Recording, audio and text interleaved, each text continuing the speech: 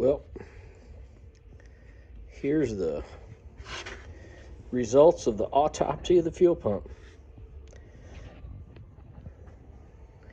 Actually took things apart. Didn't look too bad, but did identify a few more problems than I thought I was going to have. Let's see here. This little seal right here was the culprit that was leaking. So that's the main reason the pump's off. It actually goes down underneath this area right here on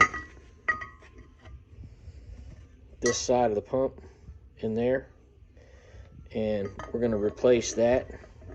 I've actually got a new seal kit over here for it, so that's something we're going to replace.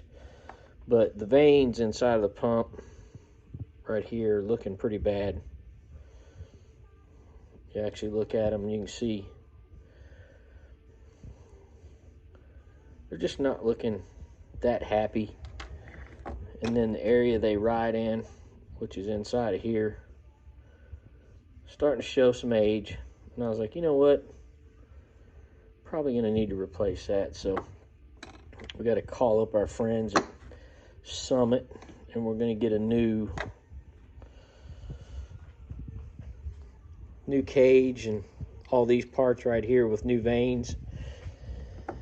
And then on top of that, my buddy Chris was actually working on Jimmy Dale's Mustang, and they had an issue with the lower bearing on the MagnaFuel 500s going bad in his Mustang that caused them a few issues here back in the summer. And lo and behold, I checked mine, and the lower bearing's starting to show some wear. If you kind of see the edge there where we got some corrosion, the edge of the seal was kind of lifted when I pulled it out, and when you roll it, it's not the smoothest.